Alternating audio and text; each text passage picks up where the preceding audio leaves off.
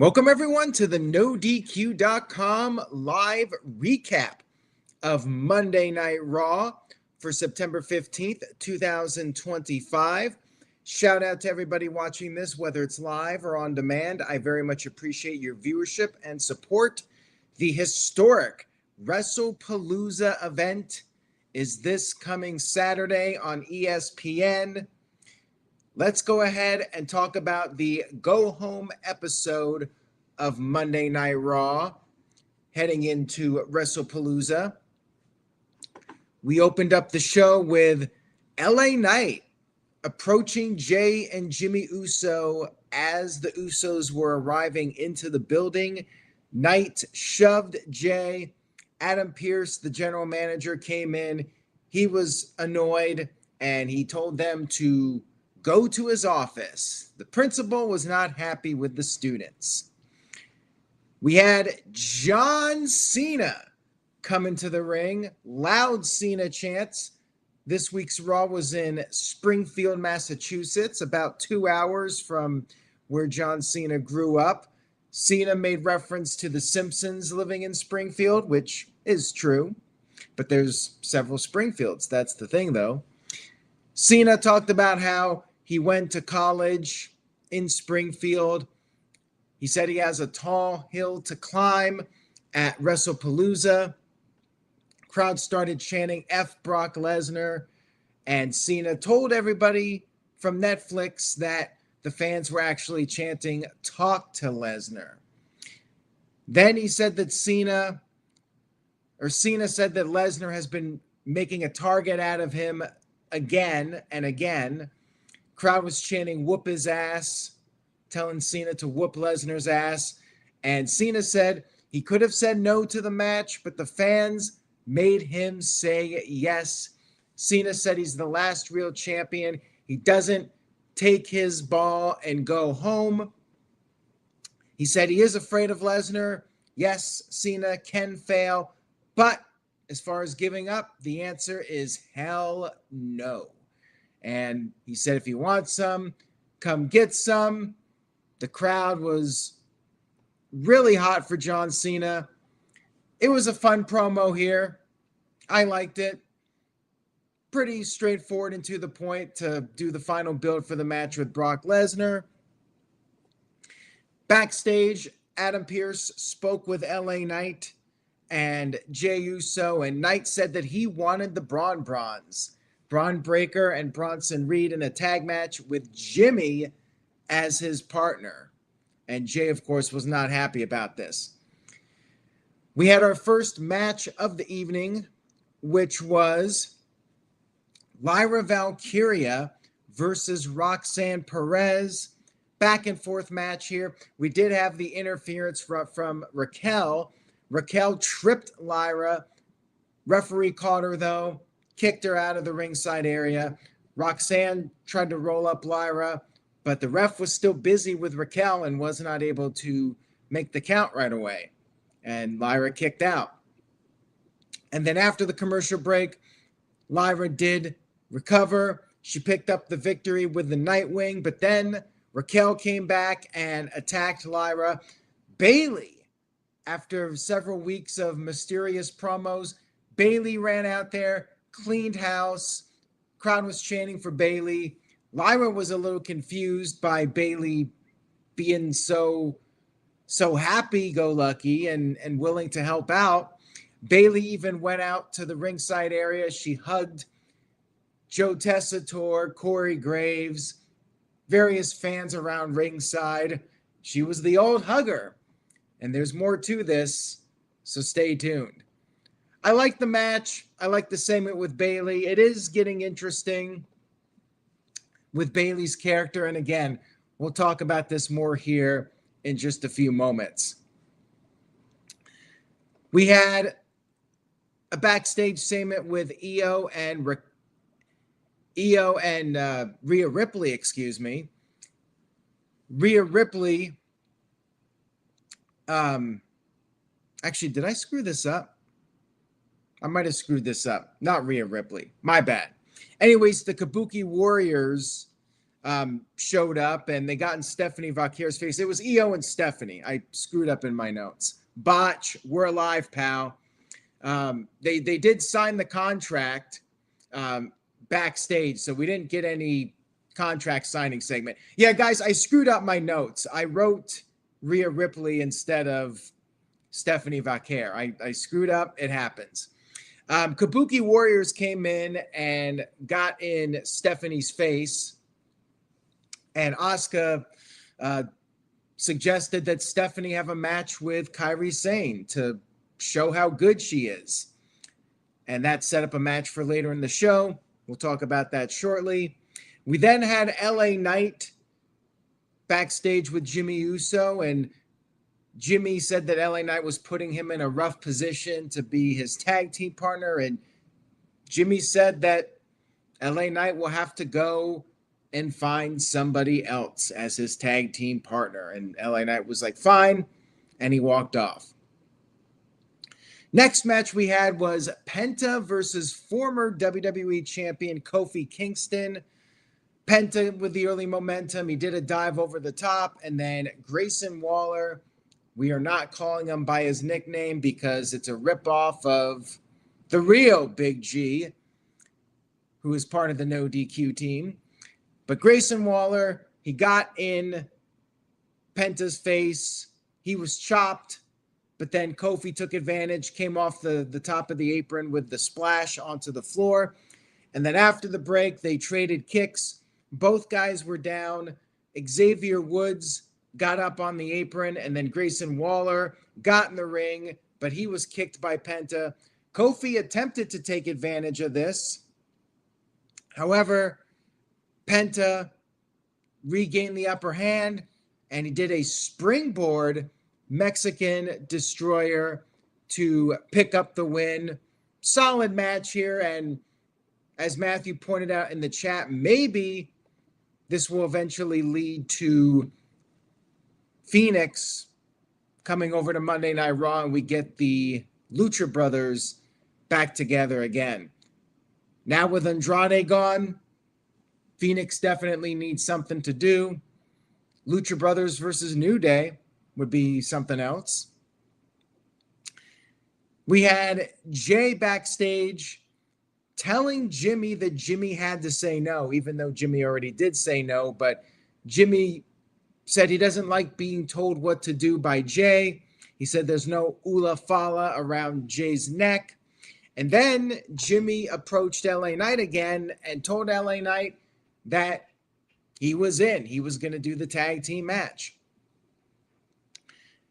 We had our big segment of the show, which was the Seth Rollins and Becky Lynch confrontation with CM Punk and AJ Lee. CM Punk referred to himself as AJ's husband, and the crowd even started a chant for that. Punk said that the fans had to hear two crappy songs when Rollins and Becky made their entrances, but Punk was willing to let Cult of Personality be put aside, and he came out there with AJ Lee's music, and Punk questioned if Rollins and Becky, if their egos would get in the way at WrestlePalooza. And then Rollins responded by saying Punk is selfish. Crowd chanted, "Shut the F up." And then Becky called the fans the human incarnation of herpes. And Rollins did give Punk credit. He said AJ was the best decision Punk ever made in his personal life. And then the crowd was chanting, "No one likes you" at Rollins. Becky said she did. And Rollins said that inserting AJ into the match was a mistake. The biggest mistake Punk could make from a professional standpoint. And then AJ took the mic and said that she wouldn't even be there if Rollins didn't use Becky as a human shield. And then Becky questioned how AJ Lee's physical condition might come into play, brought up her neck issues from AJ's book, said that AJ's a liability, and then AJ responded by thanking Becky for reading her book. AJ said she did not read Becky's book, though, And she said, yeah, she doesn't know how her neck's going to be. The crowd started singing AJ Lee the same way they sing Cody Rhodes. And AJ said that she won 2 titles with her neck messed up. And yes, they can plan, but they cannot plan for something they cannot predict. And Rollins responded, calling AJ a little girl, said, yeah, he can't predict AJ, but he can read CM Punk like a book, said that CM Punk has a nasty habit of leaving when things let him down. And Rollins said that AJ better hope that Punk doesn't leave her too. And of course, this was the cue for the slap. AJ Lee slapped him right across the face, and Rollins reacted. He was a little upset about that, and then he told Becky to basically take care of business here. Rollins said that he's not going to hit a lady, but he knows somebody that will. Becky didn't do anything, though, and there was some arguing between Becky and Rollins. Becky left the ring, and Rollins pie-faced Punk, ran out of the ring, and this was actually a decoy, because then Becky got back in the ring and gave AJ the manhandle slam. Punk was upset. He got in the ring. Becky slapped Punk and then ran away. It was a great segment. I really enjoyed it a lot. Everybody did well in this segment. Lots of heat from the fans. It didn't change my prediction at all for the match, though. That's the only thing, but I loved the promo work from everybody in this one. AJ took a bump, and it was a nice final build for this tag team match. No complaints. Backstage, Byron Saxton interviewed Dominic Mysterio, who is now the AAA Mega Champion. And then we found out that somebody backstage attacked Penta, looked like it was the New Day, and then the War Raiders came in to keep the New Day from delivering any more damage. We'll see where this is going, but wouldn't shock me if this is leading to the return of Rey Fenix with Penta as the Lucha Brothers, although Penta does have the War Raiders for now. So we'll see what they do. Probably a 6-man next week or something like that. Next up, we had El Grande Americano going up against Dragon Lee. Crowd was into Dragon Lee. Grande got sent to the outside, and he was up against the announce desk, and Lee did this crazy suicide dive right into Americano, who was up against the announce desk. The crowd chanted, "Holy shit." And then after the break, they did a chop exchange, and then Lee came off the top with a double stomp. Then another El Grande Americano showed up and took a cheap shot while the referee wasn't looking. AJ Styles ran out there. The second Americano ran under the ring. AJ got under there and got his hands on the second Americano. But then a third Americano attacked Styles. And then the second one shoved Lee off the top rope. Referee didn't see any of this, of course. And then Americano got the win via submission. We had 3 Americanos standing next to each other, and they did the Spider-Man meme with the 3 Spider-Mans all pointing at each other. And yeah, it was a fun angle. I liked it.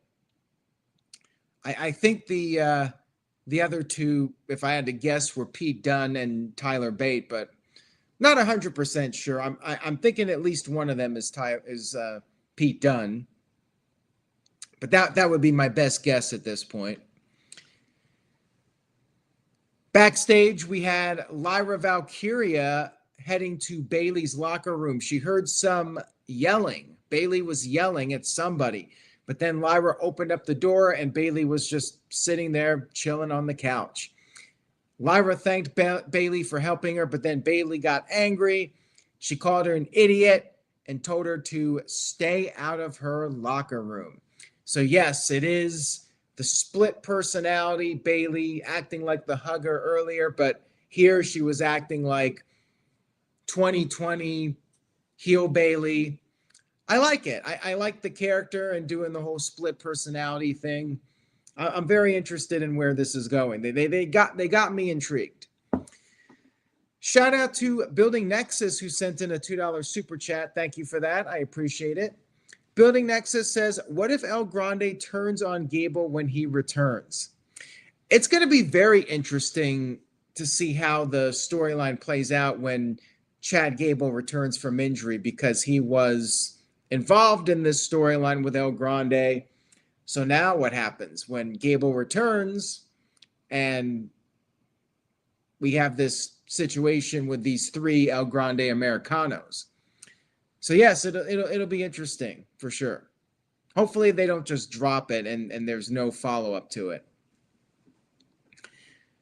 Backstage, we had Rhea Ripley warning Stephanie Vakair that she's coming for the title regardless of who wins. And this led to our next match, Stephanie versus Kyrie Sain. Kyrie shook the hand of Stephanie, and Asuka, who was at ringside, did not appreciate this. She yelled at Kyrie, wanted Kyrie to be more aggressive, so that's what Kyrie did. And Kyrie took down Stephanie with a DDT, did a double stomp off the top, but Stephanie kicked out. And then Stephanie made her comeback. She wiped out both Kabuki Warriors with a crossbody to the outside. But then when she was back in the ring, she did the Devil's Kiss. And then she hit the SVB and got the 1-2-3 victory over Kyrie Sain to build up momentum heading into Saturday's match with Io Sky. And then after the match was over, we had Asuka wanting to fight Io, or not Io, Asuka wanting to fight Stephanie. Io ran down and held off Asuka, and then Io and Stephanie had a handshake. All is good with them for now. I'm really curious as to what's going to happen here, just because we have the Asuka Kyrie storyline with Io, and then we also have Rhea Ripley waiting for an opportunity, and one would think she's going to get it at the show in Australia, Crown Jewel. Then backstage, Asuka was yelling at Io, and Io said she needs to do things by herself at WrestlePalooza, and Asuka was very reluctant, but she did agree to that. I feel like I'm sticking with my prediction. I think Stephanie will win the title, and then Asuka will be pissed off that Io dropped the ball and didn't get the win, and that will set up their split. But yeah, Stephanie versus Rhea will be interesting if it's face versus face. We really need a good heel for Rhea Ripley to feud against right now. And I don't know who that would be at this point, because I feel like Io is too hot as a face right now to do some kind of swerve and have the three of them all back together. I feel like there's a breakup coming. So yeah, it'll be interesting to see how things play out over the next couple of weeks with that. Then we had a backstage segment with Judgment Day. They were celebrating Dominic's victory, although Finn Balor said maybe they need to pump the brakes on it because Roxanne and Raquel had a tough night. And also Balor and JD McDonough want to know what's up with Dominic and El Grande Americano. They walked off, and then Rusev came in and said he's the next Intercontinental Champion. Very interesting that they'd have Rusev versus Dominic, unless we're getting that Dominic face turn. I still want to see Dominic versus John Cena. I mean, I would love that. Could they have Rusev beat Dominic and then do Cena versus Rusev one more time? I mean, it's interesting. I'm not sure where they're going with all this, but one would think Rusev would crush Dominic and win the title, but I don't know. I'm not sure where this is going, and a little surprised by this one, but we'll see what they do. We then had our main event of the show, the Braun Breaker and Bronson Reed of the Seth Riders going up against LA Knight and Jimmy Uso. LA Knight and Jimmy were working well together at first, but then the Bronze got the upper hand for a while. Then LA Knight came in for the hot tag.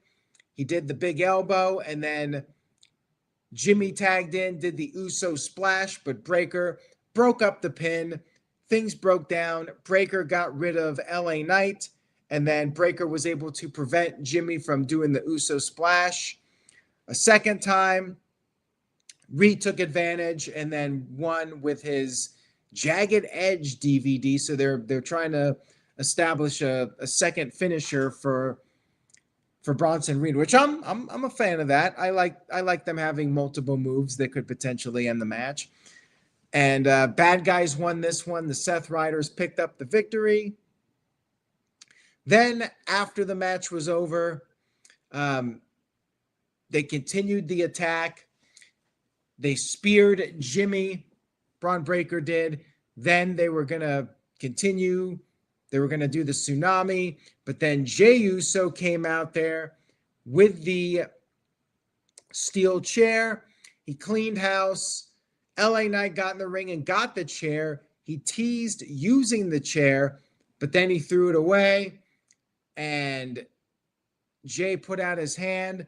LA Knight reluctantly shook his hand, but then LA Knight took him out with the BFT, and the crowd was like, what the hell? So yeah, they really escalated the drama between Jey and LA Knight, and I thought it was a really compelling end to the show. Dave Scheffler sent in a $5 super chat. Shout out to Dave, who was part of our WrestlePalooza predictions video. Check that out on demand if you missed it on the No DQ YouTube channel. Dave says, looks like AJ not getting Dominic's title unless it's a swerve. Yeah, unfortunately, I don't think that's happening at this point. If AJ was going to win the title, I think it would have happened in Paris.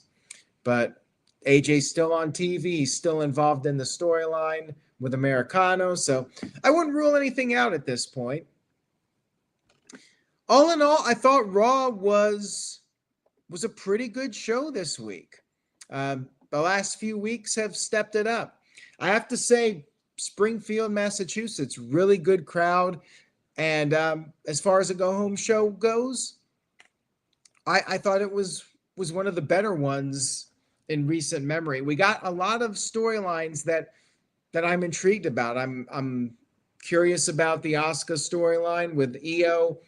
You got the LA Knight, Jey Uso storyline.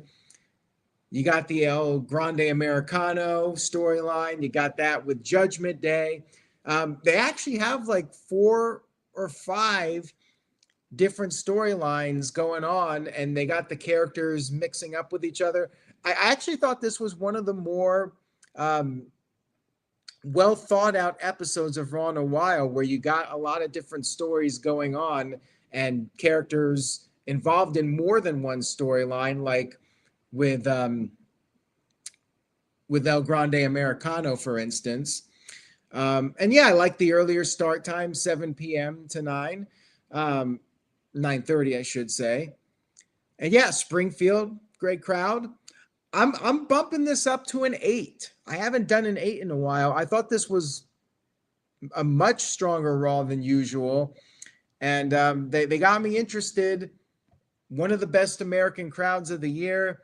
And as far as the show went, they got me interested in Bayley's storyline too. That's another one.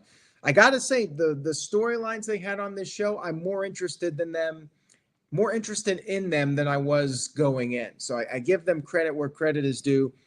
I thought this was a well-produced episode of Monday Night Raw. We got WrestlePalooza coming up this Saturday. Building Nexus sent in a $2 super chat. Thank you for that.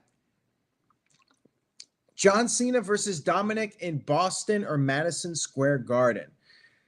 I hope Cena wrestles in the Garden. I know that Cena can just do a promo and people would be happy, but if it's his last time in the Garden, I think Cena has to wrestle. And as much as I like a great John Cena promo, I do feel like because he only has like 6 appearances left, I'd like to see him wrestle on Raw at least once. He's got to have one more Raw match, right? If not 2. He's got to have one in Boston and one at MSG. So I'm hopeful that for the most part, he'll be wrestling for these remaining appearances. As far as when he would do the Dominic match, I still would have liked to have seen it in Perth. It doesn't seem like that's the direction, but I would have liked to have seen Cena win the title there and then maybe lose to AJ Styles and we get one more Cena versus Styles match. But if Cena wrestles in the Garden and in Boston, that would create a few more opportunities for Cena to wrestle Dominic. I still think there's a lot of matches you can do with Cena, but time's running out and you gotta be very selective with what you're going with. I like the Logan Paul match, even though I wasn't the biggest fan of Paul as the selection, but I trust they know what they're doing and these remaining matches will make sense. Anyways, guys, thank you all so much for watching tonight. I very much appreciate it. Thank you to everybody for leaving your comments and your thoughts. We got a lot of content coming up to the channel this week. Tuesday night, we got the No DQ review. Wednesday is Dynamite and maybe Collision or whatever that third hour is. We'll see. Thursday, we'll be doing the predictions for All Out at 8 p.m. Eastern. Then Friday, we got SmackDown. Saturday is going to be very busy. WrestlePalooza and All Out. And Sunday, hopefully I'll have a little bit of a break. But make sure you guys subscribe to the channel. Say yes to NoDQ.com. Have a great week, and I will see you all next time.